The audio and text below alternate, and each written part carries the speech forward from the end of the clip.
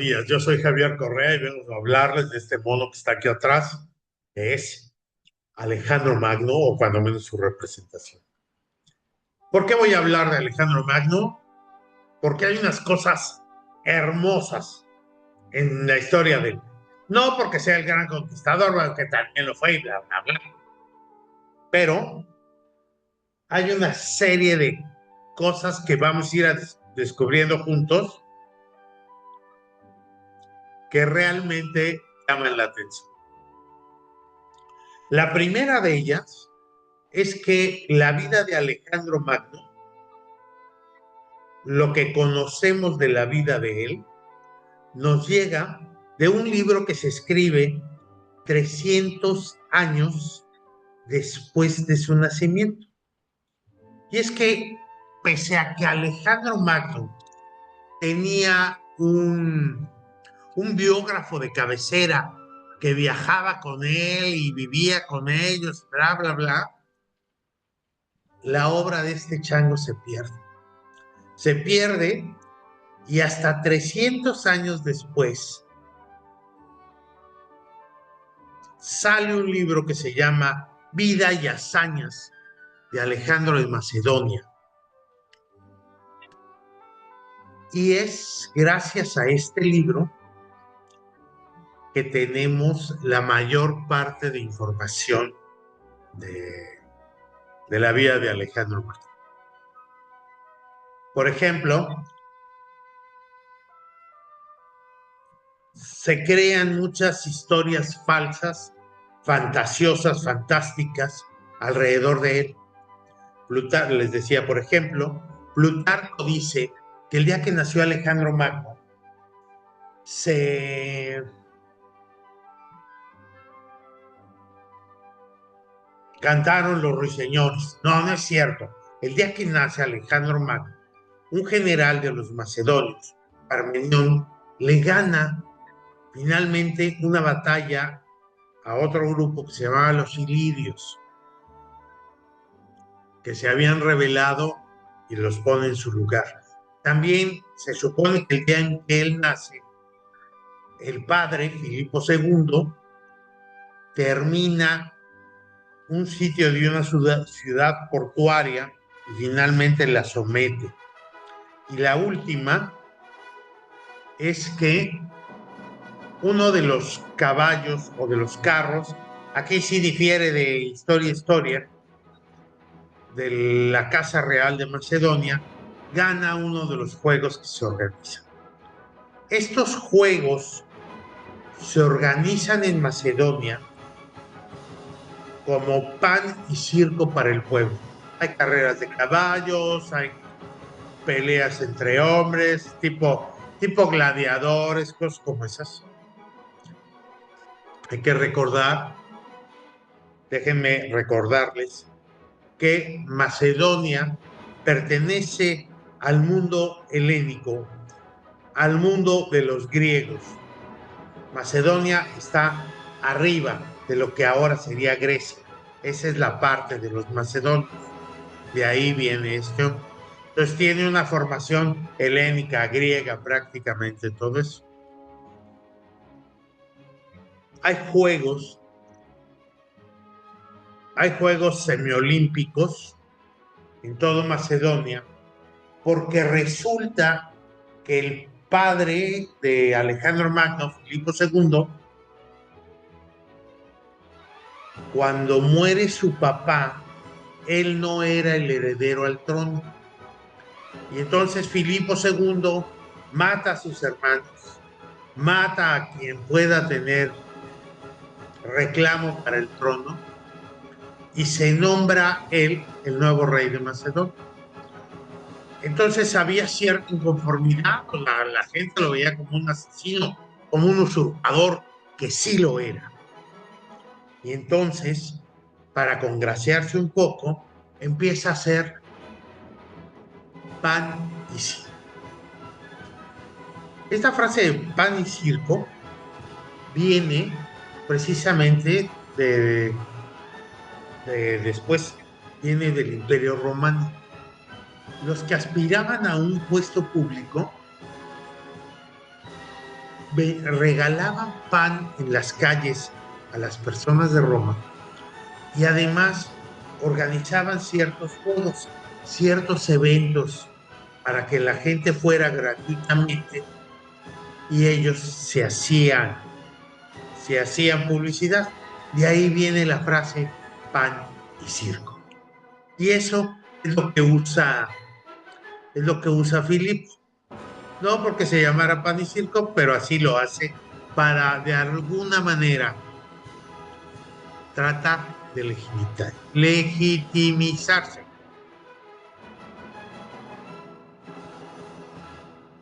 Otra de las historias fabulosas que rodean a Alejandro es la de su caballo Bucéfalo.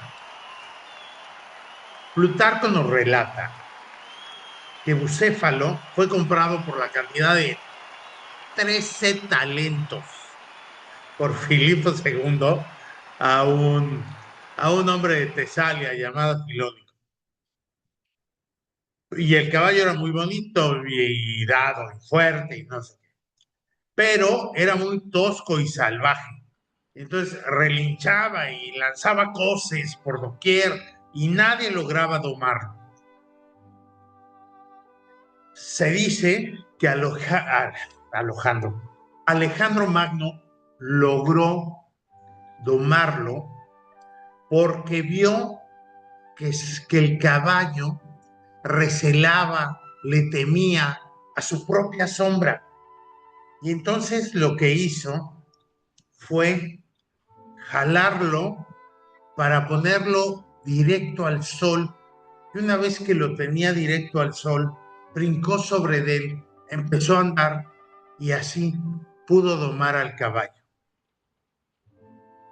Filipo II, al ver esto, le dijo: hijo, búscate un reino que sea igual a tu grandeza, porque Macedonia es muy pequeña para ti.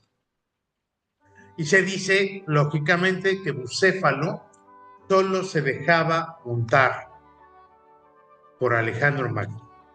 Otra versión, y una versión mucho más entretenida, es la que cuenta Pseudocalístenes en las vidas y hazañas de Carlomagno. Se dice que Bucéfalo era un caballo que tenía un furor completamente salvaje. Y que esto lo llevó en varias ocasiones a comer carne de humano, a morderlos y a comerlos y a seguirlos. Se supone que Bucéfalo era descendiente de una de las yeguas de Diomedes. Así que Filipo, cuando vio esto, que comía gente y carne humana, decidió construir una reja muy grande.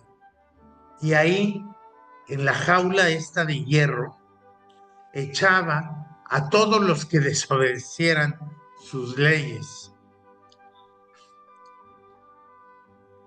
En la mitología griega, el octavo de los 12 trabajos de Hércules consistía en capturar a las 4 yeguas de Diomedes, de las que se supone Bucéfalo era un descendiente. Y estas yeguas de Diomedes tenían la particularidad de que comían carne humana. Diomedes las tenía atadas con cadenas y las alimentaba de sus invitados o de sus huéspedes que no sabían que iban a morir, y ahí se las aventaba a las yeguas y las yeguas se las comían. Hércules, para realizar el octavo de los 12 trabajos, va con un grupo de voluntarios y se las arrebata a Diomedes y se las va a llevar. Pero Diomedes dice: no, no, no, no, no, espérate. Va por sus cuates, junta un pequeño contingente y van y atacan a Hércules para recuperar sus yeguas. por qué se las iban a quitar. Pero en la batalla, Hércules y sus compinches lo vencen. Lo vencen y Hércules arroja el cuerpo de Diomedes, todavía con vida, se las arroja a las yeguas, para que las yeguas se lo coman. Al ver esto, los que iban con Diomedes salen corriendo, huyen despavoridos. Y las yeguas, después de devorar el cadáver de su sueño, se vuelven mansas y tranquilas. Hércules las ata a un caballo, al que era el carro de Diomedes aparte, y se las lleva a Micenas, donde posteriormente se lo regalan a la diosa Hera. Así, según la leyenda, Bucéfalo era descendiente de estas yeguas fantásticas. Y también, cosa relacionada con este caballo, es que Filipo II va a ver al oro, ahora se ando bárbaro, va a ver al oráculo de Delfos. Y el oráculo de Delfos le dice que sería rey de todo el mundo habitado aquel que pudiera montar a Bucéfalo y cruzar la ciudad de Pela con ellos. Pela era la capital de Macedonia, era donde vivían ellos. Así, a los 15 años, se supone que Alejandro lo encuentran en la caballeriza Bucéfalo, se le acerca, el caballo inmediatamente extiende sus patas delanteras y relincha, como haciéndole una caravana al joven príncipe, que finalmente saca al caballo de la caballeriza, lo lleva caminando por la ciudad, dominado por una completa docilidad. Este caballo acompaña a Alejandro incluso en la conquista del imperio persa argeminida. Y se muere 30 años después. Se muere, unos dicen que en la batalla de Hidaspes, otros dicen que realmente se muere de viejo.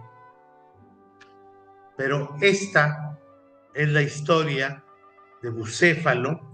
Se supone que cuando Bucéfalo muere, Alejandro Magno funda o nombra una ciudad que se llama Alejandría Bucéfalo.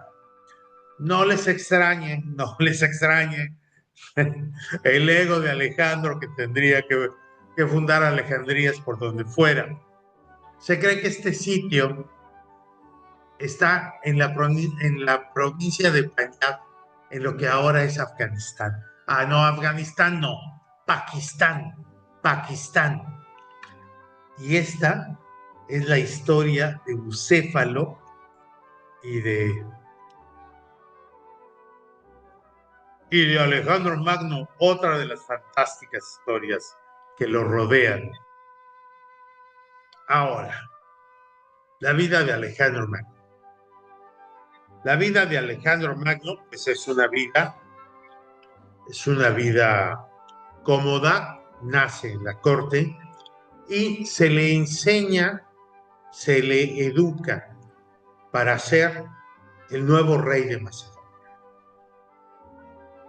Y con todo lo que la educación de un noble llevaba, que literatura, que música, artes marciales, no en el sentido del karate, sino que lo enseñan a pelear, lo enseñan a usar lanzas, flechas, todo para la batalla. Y esto lo hacen todos los hijos de los reyes. Pero Filipo II va más allá. Filipo II contrata al mismísimo Aristóteles para que le dé clases a Alejandro Magno. Y así lo hace. Aristóteles le da clase a él y a los nobles que lo rodeaban.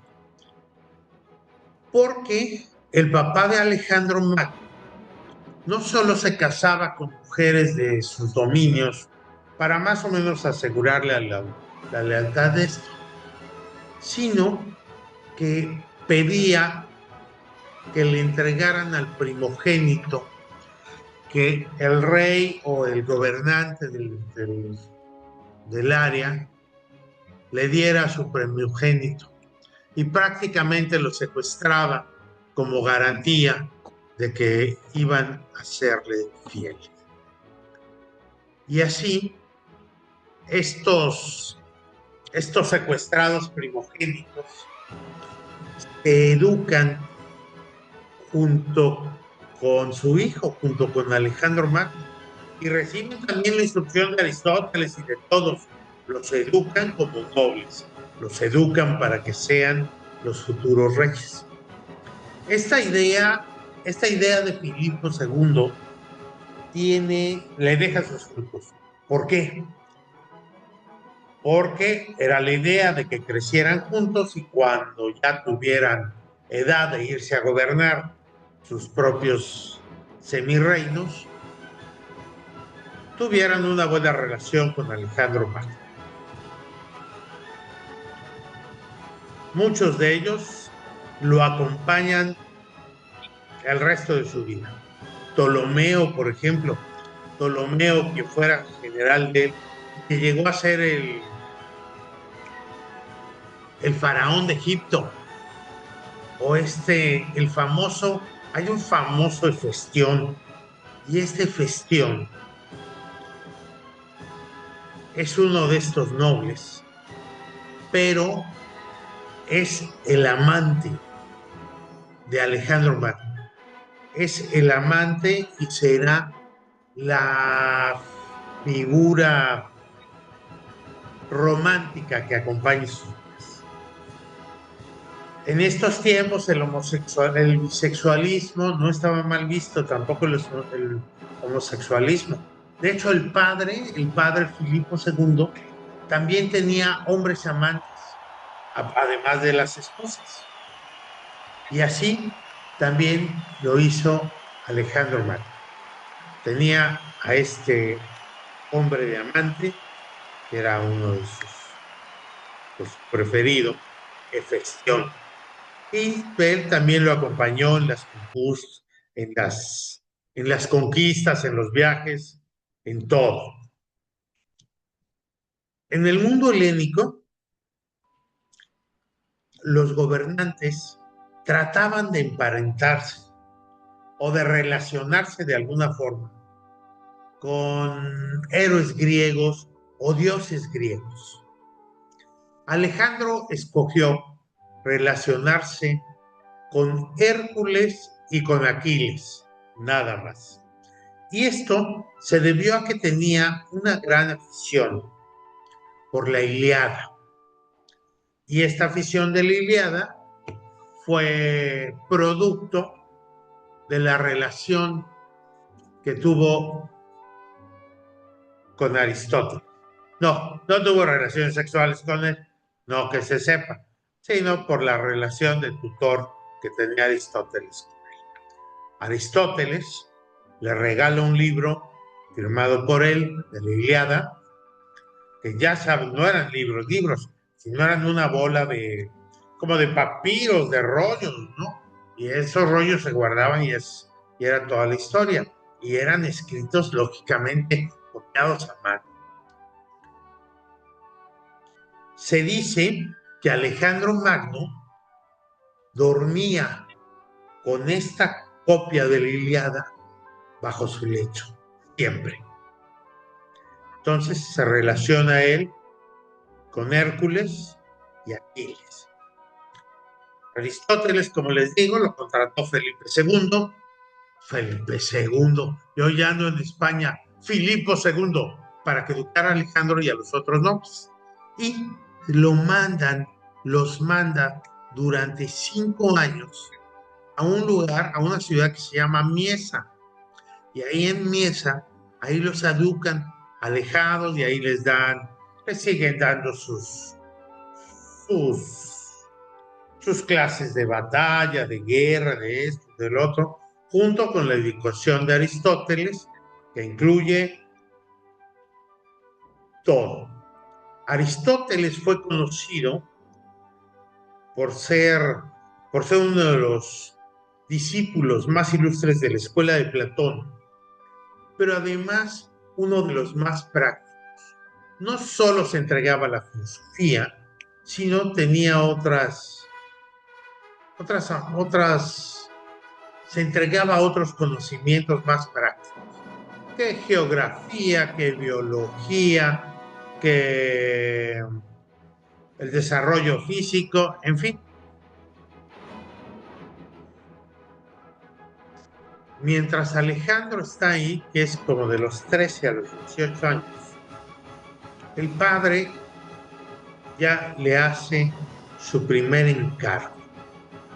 Y su primer encargo es que lo acompañe en una de las batallas que tiene Filipo II.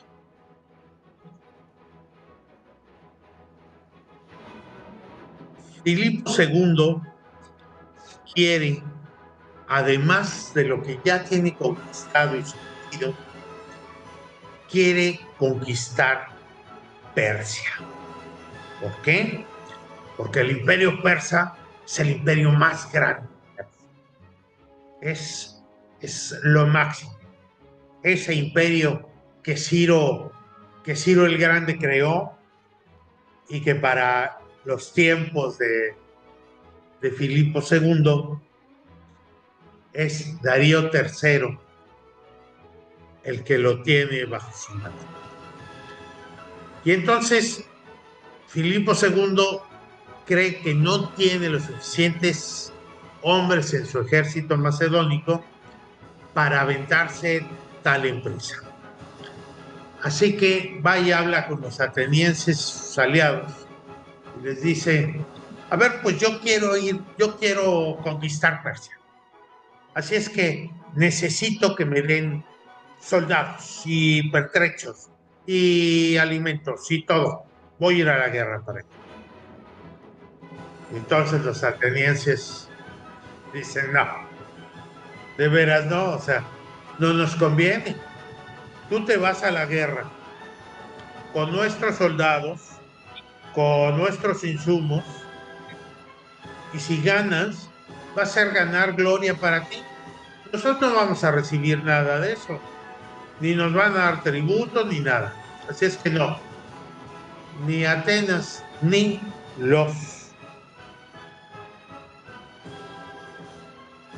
los aliados de Atenas van a la guerra, le dicen que no.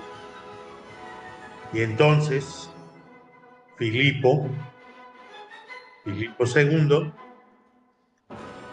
hace la guerra contra Atenas y sus aliados para obligarlos a que le den soldados, pertrechos, insumos, alimentos, para irse a la guerra con Persia.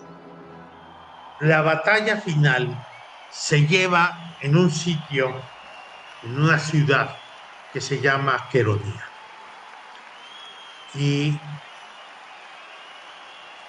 Alejandro todavía está estudiando con Aristóteles, ya tiene 18 años. Y el padre lo manda a llamar. Lo manda a llamar para que vaya a esa batalla. Y pone bajo su mando, bajo el mando de Alejandro, la caballería de élite de Macedonia. los Etairoi. Así es la primera batalla del chamaco y va con la caballería élite. Filipo no era nada corto en estas cosas de la guerra y entonces tiene en la batalla, empiezan a pelear y Filipo ordena que se vayan retirando. En el momento que se van retirando, los helénicos, cuando ven que va para atrás, ellos se avientan para adelante. Se avientan para adelante para seguir al ejército de Filipo, y en eso viene Alejandro Magno con la caballería macedónica por un costado y los rodea. Y entonces, una vez que los rodean, entonces sí los atacan por los dos frentes y les ganan la batalla. Y ahí los helénicos se rinden y dicen, está bien, vamos a cooperar contigo, te vamos a surtir de hombres, de insumos, pertrechos, alimentos. Es la primera batalla de Alejandro Magno y sale triunfante. Los esperamos en el próximo programa con la opinión del escritor Javier Correa y su particular visión de las cosas y de la vida. Acompáñenos en temas simpáticos, en relatos extraordinarios, en sus análisis históricos. Gracias.